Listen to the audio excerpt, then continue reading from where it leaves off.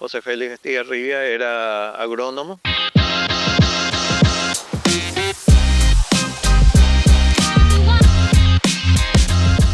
Bienvenidos a un nuevo episodio de Agroconversaciones en los estudios de campo agropecuario. En esta ocasión contamos con la presencia del ingeniero Santiago Bertoni, a quien ya le damos las gracias por venir y sobre todo también por el tiempo que dispone para compartir con nosotros. Ingeniero, de vuelta, muchísimas gracias, bienvenido.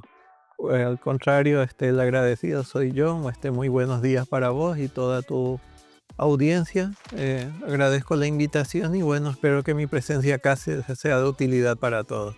Siempre, ingeniero, ya. Obviamente el tema de la Unión Europea es lo que vamos a estar conversando fuertemente, pero no me puedo sustraer al hecho de que pasaste por el Ministerio de Agricultura, al hecho de que sos el bisnieto del sabio Moisés Bertoni. Y bueno, un poco lo que implica para vos esa responsabilidad, o era una carga. ¿Cómo, por ejemplo, asumiste en su momento? Que dicho sea paso, fue en pandemia. Me acuerdo, por ejemplo, que juraste ahí con el tapabocas, todo así. Fue un momento bastante especial, ingeniero.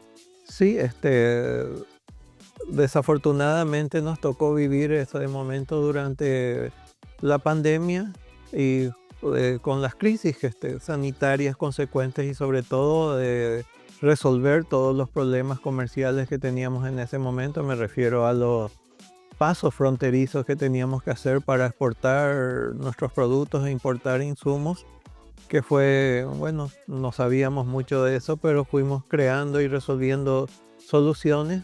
Y después, consecuentemente con esa pandemia nos tocó vivir la peor sequía que tuvo el Paraguay, que fue la del 2022, que fue, creo que, un desafío, yo creo que mucho más grande que la pandemia, sobre todo para el Ministerio de Agricultura, donde trabajamos todos juntos para amortiguar las consecuencias que tuvo esta terrible sequía, que tuvimos una caída de casi el 70% en nuestra producción de grano. Recuerdo, perdón, que incluso eran como 20 años, 25 años que no se había tenido ese rendimiento en la soja, por ejemplo. O sea, nunca tuvimos una caída desde que se lleva ese registro a esos niveles y con sus consecuencias y efectos. Estamos hablando de la soja porque es lo que monitoreamos más, pero de todas las otras áreas de producción tuvimos afectaciones muy severas. Y bueno, hasta ahora recién nos estaríamos recuperando de eso, ¿verdad? Gracias a Dios. ¿Cómo fue fogosa tu llegada y cuáles fueron tus expectativas? Bueno, lastimosamente, y eso hay que decirlo, el Ministerio de Agricultura fue sufriendo, y diría que sigue sufriendo, un deterioro en sus capacidades técnicas. Cuando yo ingresé en el ministerio, en la oficina en que yo estaba, había por lo menos 25 personas con grado de doctor, o sea, doctores, y todos ellos recibidos en universidades de Europa y Estados Unidos. Cuando yo salí del ministerio había uno o dos con título de doctor y la mayoría de universidades locales o de dudosa reputación.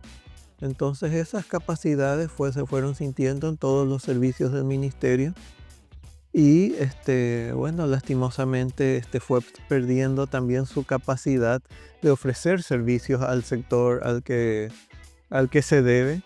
Y ese proceso es un proceso que revertirlo lleva probablemente mucho tiempo, porque hay muchas cosas que se pueden cambiar, pero el capital humano lleva su tiempo, su periodo, y tener capital humano de calidad es difícil. Cuando ingresé te referí a como funcionario, no como ministro. Claro, cuando ingresé como funcionario estamos hablando en los años 80, principios de los 80. ¿Cuántos años tuviste efectivamente ahí? Bueno, yo me jubilé con 32 años de servicio. ¿Cómo era en la casa familiar? ¿Se hablaba de tu bisabuelo? ¿Qué representaba para vos tener contacto, obviamente, con tu papá? ¿Cómo era un poco ese ambiente familiar que recuerdas? Bueno, en mi infancia, mi papá era del Alto Paraná, nació en Puerto Bertoni, y teníamos parientes en toda esa zona de la costa del Paraná. Y era algo como rutinario, íbamos 2 o 3 veces al año a visitar a los parientes, y muchos de ellos todavía eran descendientes directos de Moisés Bertoni. Entonces ahí aprendíamos las vivencias de la época, comentarios de más en coloquios familiares de todo lo que fue la vida y cómo se vivía en los tiempos en que él estaba todavía. Y bueno, de ahí fuimos conociendo y sobre todo amando toda el legado que se hizo. Y muchas cosas que fuimos conociendo después, hablando con otras personas, por ejemplo, la participación de Moisés Bertoni con José Félix Estigarribia, con el Mariscal, era algo que, bueno, yo me enteré hace pocos años con conversaciones con el embajador, con José Félix Estigarribia. ¿Cuál era el vínculo? Y cuando se crea la Escuela de Agricultura a finales de los 1800, la madre de José Félix Estigarribia lo trae a él como criado, digamos, por decirlo de una manera, queda bajo su tutela, porque el padre de José Félix ellos provenían de una familia numerosa cuyo padre había combatido, creo que en la guerra del 70, y había perdido la vista y no podía mantener el hijo, y el hijo viene y adquiere conocimiento. De hecho, José Félix Estigarribia era agrónomo.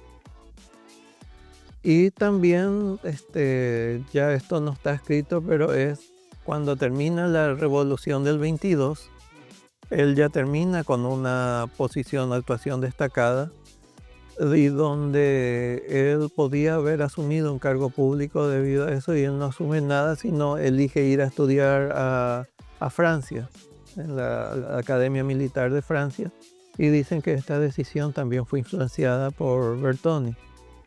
Y son así anécdotas, digamos, que uno va conociendo. Y después él, durante toda su vida, envió cartas a Suiza, y estas cartas están totalmente archivadas en el Jardín Botánico de Suiza. Hay toda una sección dedicada a él. Y yo por trabajo iba mucho a la Organización Mundial del Comercio, y eso está cruzando la calle del Jardín Botánico, y ahí, bueno, hay muchas anécdotas y muchas... ¿Y qué sentías, ingeniero, al encontrarte con esos escritos? Bueno, mucha satisfacción y curiosidad también leyendo, va viendo muchas cosas que no conocíamos acá, pero que están, gracias a Dios, perfectamente conservadas allá. Enfoquémonos en el tema de la Unión Europea ahora, ingeniero. ¿Puedes hacer un resumen de lo previo para pasar luego a lo actual? ¿Cómo surge todo este tema? Estamos hablando de una negociación de 25 años aproximadamente. ¿En qué contexto? Y bueno, pasar luego a cómo está actualmente el cuadro del escenario. Bueno, afortunadamente a mí me tocó estar en gran parte de este proceso de negociaciones. Estas negociaciones comienzan en el año 1999, que se firma el acuerdo, y de ahí se lanzan con un nivel de ambición muy alto por parte del Mercosur, y también, me imagino, por parte de la Unión Europea. Y el nivel de ambición más alto que tenía el Mercosur, y particularmente el Paraguay, eran productos agrícolas. Era lo único que exportábamos en ese momento. Y en otras condiciones también, si nos remontamos a esa época, si solamente hablando de la carne, creo que nuestra exportación de carne en ese momento era de alrededor de 30-40 millones de dólares, y mucha de esa carne era termoprocesada, llámese vacaí. No podíamos acceder, y Europa estaba muy lejos de nosotros. Y bueno, entonces inició el proceso de negociaciones, que se truncaron en el año 2004-2005, porque no había acuerdo. Sobre todo en ese momento yo le puedo atribuir a las imperfecciones que tenía el Mercosur. Europa era un mercado único, el Mercosur eran 4 mercados, no había libre circulación de bienes, y muchas cosas que aún no tenemos. Y pararon ahí esas negociaciones, y después se reiniciaron en el año 2009, que tuvimos 2 reuniones pequeñas con la Unión Europea, son reuniones donde no éramos más de 10 personas, donde acordamos todo cómo iban a ser esas negociaciones. Fueron 2 reuniones que se tuvieron en Lisboa, y una vez que llegamos a un acuerdo se relanzan las negociaciones Unión Europea-Mercosur, y siempre con una ofensiva fuerte del Mercosur por productos agrícolas y Europa en la parte de vehículos y autopartes, donde Brasil estaba siempre muy a la defensiva de eso y ellos muy a la defensiva de lo que era el ingreso de productos agrícolas. Y bueno, y fuimos negociando todo eso, y cuando llegamos ya, o sea, hay un momento en que el nivel técnico resuelve hasta donde puede, y lo que no puede va A lo político. a los jefes negociadores, que le llamábamos en esa época, que era lo político. Y bueno, fue ahí cuando sale ya el anexo de sostenibilidad, que fue una nota que metieron sin negociar, sin nada, donde obligaba o teníamos que aceptar muchas cuestiones con las cuales el Mercosur no estaba de acuerdo. Y entonces ahí eso llevaba otra vez a otro punto y a volver a negociar ese anexo. Y lo mismo sucedió, ¿verdad? Después quedaron estas negociaciones un poco paradas por elecciones en el Mercosur, elecciones en la Unión Europea. Siempre era un tema sensible para los europeos y no querían tocarlos en sus momentos políticos.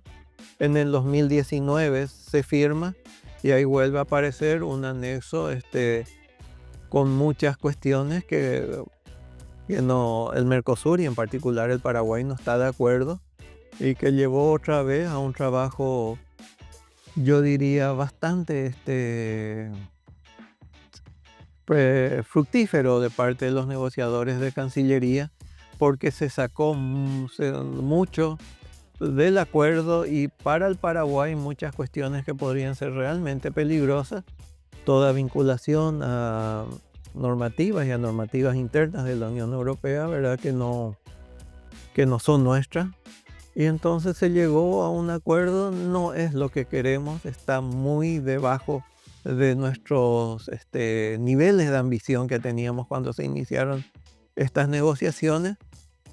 Pero en líneas generales yo creo que es un hecho auspicioso para el Mercosur, porque el Mercosur básicamente no ha logrado gran cosa en todos estos 30 años de vida, y esto podría ser un paso importante. ¿Qué sectores pensás que son los que se fortalecerían y cuáles son los que ya de alguna forma estamos teniendo, digamos, estos accesos?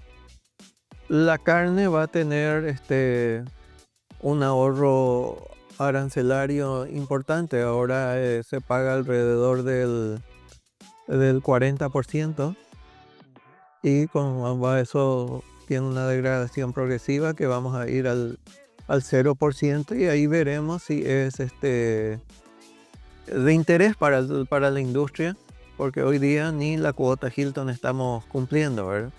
Entonces no hay mucho interés, es el 1 punto y algo, el 2% de nuestras exportaciones de carne representan la Unión Europea.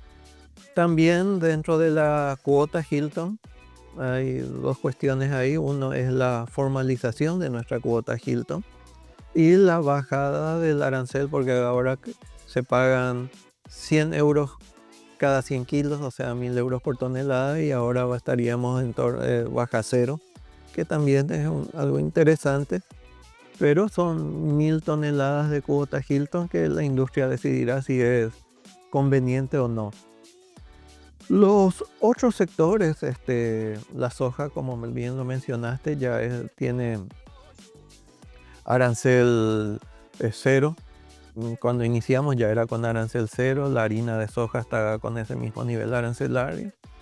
El aceite bruto de soja también tiene un arancel muy bajo. Quizás algo en biocombustible tengamos reducciones. Y los otros productos que Paraguay exporta a la Unión Europea, me refiero a maní, y con sésamo, chía, que también va a la Unión Europea, podrían tener algunas ventajas. Y otros sectores como la carne de cerdo, que también hay una cuota Paraguay interesante, y la carne de pollo, que también consiguió algo.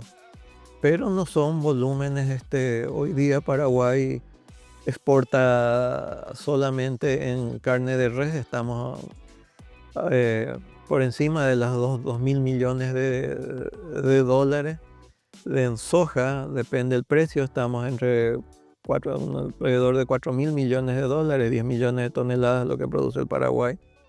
Y de eso van 140 millones a la Unión Europea. O sea que de momento no creo que haya una movilización muy grande de exportaciones. Primero tiene que entrar en vigor y después estas desgravaciones van a ser, tienen sus canastas de desgravación, o sea que algunos van a 5 años y otros a más años para obtener un arancel. Y una vez superadas las barreras arancelarias, tenemos todas esas barreras que implican costos también para el productor. Me refiero a los aspectos ambientales, sociales y algunos aspectos sanitarios que probablemente van a hacer que dependamos mucho de certificaciones, y las certificaciones tienen costo. Entonces es todavía el ingreso va a ser complejo, y sumado a eso las salvaguardas, Las dichosas la UE 115 y otras medidas que también pueden aplicarla en cualquier momento. Mencionaste el tema de la Cota Hilton. De hecho, por ejemplo, este medio está cumpliendo también 25 años. Mencionaste ahora, por ejemplo, lo de la resolución 1115. A lo que voy es, por un lado, pareciera como que se abre un nuevo mercado, porque evidentemente se está hablando que se amplía el mercado, pero a cambio de eso como que se van quizás bajando aranceles, pero apareciendo medidas para arancelarias. ¿Es así la lectura, ingeniero? Es así mismo, y todo esto es una evolución. Si vamos los años 90, cuando íbamos a la OMC, nuestra principal ofensiva era bajar aranceles.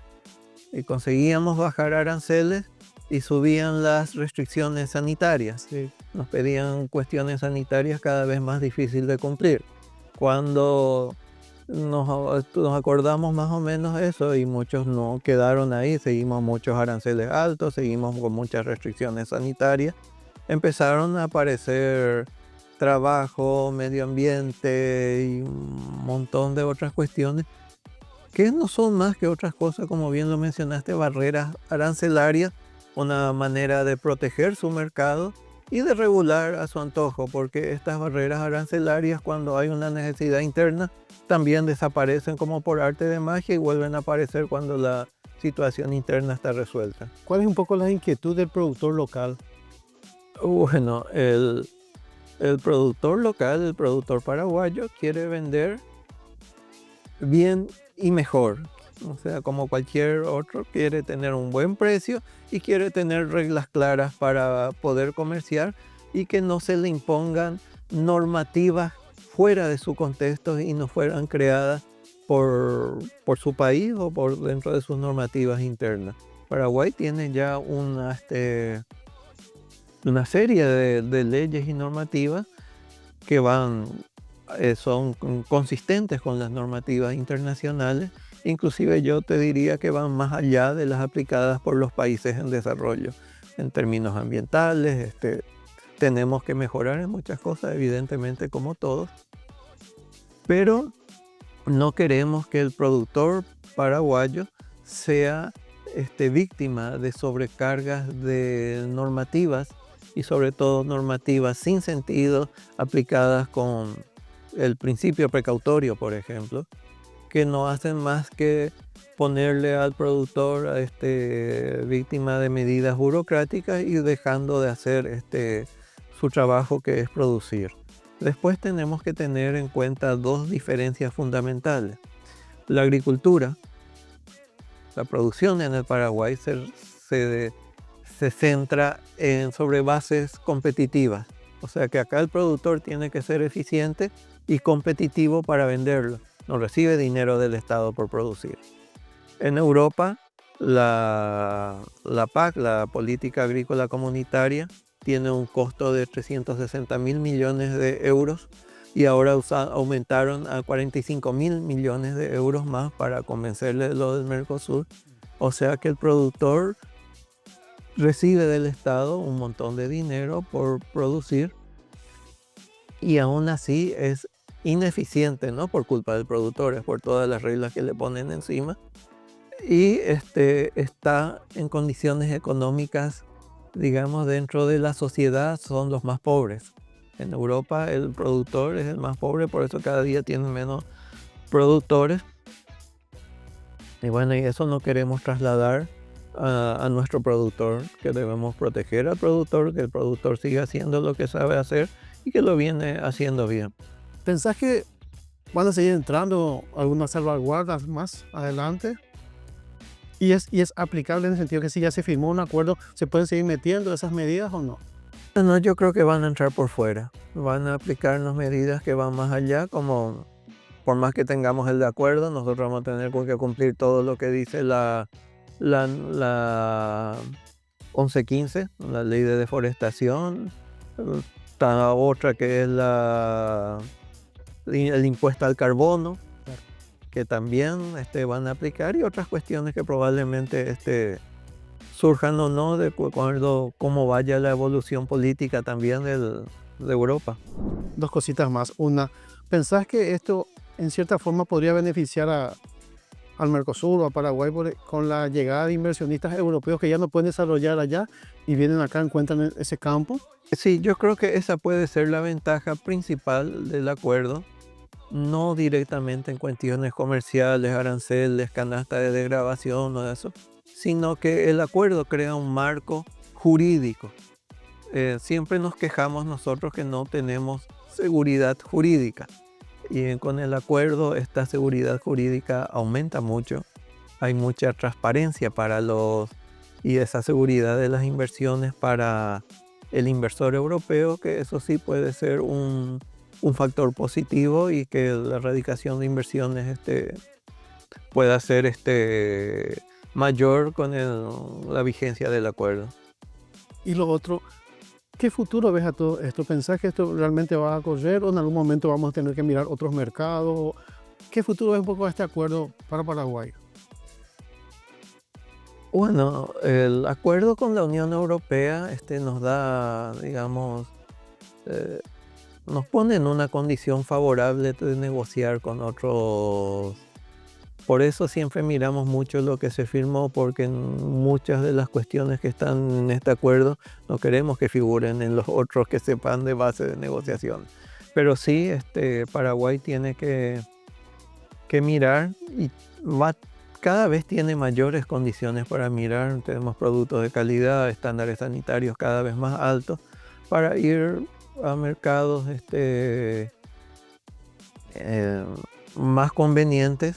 Y después no olvidemos otra cosa, que si bien estos acuerdos son importantes, el flujo comercial se está yendo mucho por acuerdos políticos, no por acuerdos comerciales. O sea, le vendemos mucha carne a Estados Unidos porque estamos en muy buenas relaciones políticas con Estados Unidos. Tenemos un comercio fluido con Taiwán porque tenemos afinidad política con Taiwán.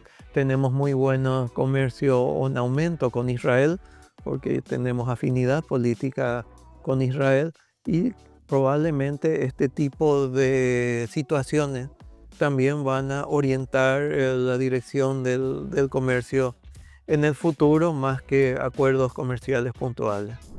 ¿Cómo era el joven Bertoni estudiante? Yo siempre traté, o no quería tener mucha presión por los nombres, quiero ser igual como todo el mundo, ¿verdad? Me molesta mucho tener algún privilegio por algo, y siempre traté de comportarme de esa manera. Te comento, acá tengo algunas cositas. Encontré buscando la lista. ¿Te ubicas ahí? Ese fue una foto que sacaron 10 años después. Y esa era la lista de tus compañeros. Sí, están acá. Yo creo que en este evento no pude participar, pero están todos. Y muchos, algunos también ya no están, ¿verdad? Pero muchos han hecho un aporte importante. Hay grandes investigadores, productores, líderes agrícolas en este equipo, que bueno, una más promoción de la cual me siento orgulloso. ¿Cuál sería tu mensaje, por ejemplo, para los jóvenes? Ya sea para el que están siguiendo agronomía, otra carrera afín. ¿Qué mensaje le dejarías, por ejemplo, a ellos? Bueno, con respecto a las redes, te diría que las redes son muy útiles, ¿no? Favorecen a difundir mucha información, pero que esto no los hagan perder el criterio y que dejen de buscar la información donde tienen la información correcta donde está, ¿verdad? Que vean que no pierdan esa capacidad de investigar de dónde sale esa información y si esa información es fiable o no. Porque eso les va a ayudar mucho a tener criterios de decisión. Sobre todo ahora en que estamos viviendo en un mar de información o de informaciones fake news y un montón de cosas, que hay mucha gente que por tener presencia o algo comienza a publicar cosas que no son ciertas y vamos perdiendo criterios. A mí me llama mucho la atención y digo, por ejemplo, las discusiones que tenemos sobre el carbono, agricultura, carbono cero, y digo, o de discusiones sobre el agua también. El carbono, la química del carbono es la química de la vida, y cuando en el secundario ya nos enseñaron el ciclo del carbono. O sea, ni siquiera, y mucho más que el que sigue una carrera como agronomía, veterinaria, sabe perfectamente cómo funciona el ciclo de carbono y sabe que no podemos hablar de una producción sin carbono porque estamos hablando de la esencia propia de la vida y nuestro trabajo se basa en trabajamos con seres vivos, ya sea en la agricultura o en la ganadería. Y lo mismo con el ciclo del agua, ¿no? Hay gente que dice el agua se va a acabar, el agua no se va a acabar, el agua tiene su ciclo, viene, se evapora, viene y se va al mar, ¿verdad? Y eso va a suceder durantemente y tenemos que aprovecharla inteligentemente y con ciencia. Y esos conceptos claros sobre la parte básica no debemos perderlos, y para eso siempre debemos recurrir a las fuentes y las fuentes serias, ¿verdad? Las redes ayudan, pero no perdamos criterios por utilizar solamente redes. De ya, ingeniero, reiterarte las gracias por este espacio. Y bueno, es lo que pretendemos hacer acá. Bien, no mencionabas la búsqueda del conocimiento, buscar un poco ese debate franco y dejando de lado quizás el fanatismo. Así que muchísimas gracias por asistir, por venir. Muchísimas gracias. Siempre es un gusto estar en tu programa y a través tuyo con todos los compañeros productores en los que nos toca hacer esto. Y yo creo que es una pasión y vamos a seguir haciéndolo hasta que Dios diga basta. Muchísimas gracias. Gracias, ingeniero. Y así estuvimos nosotros en este nuevo episodio de Agroconversaciones con una persona más que destacada, sobresaliente, muy conocedora y muy querida también, porque recuerdo que cuando hubo el cambio de gobierno, algunos sectores pidieron que siga el ingeniero Moisés Santiago Bertoni Ica. Hasta la próxima.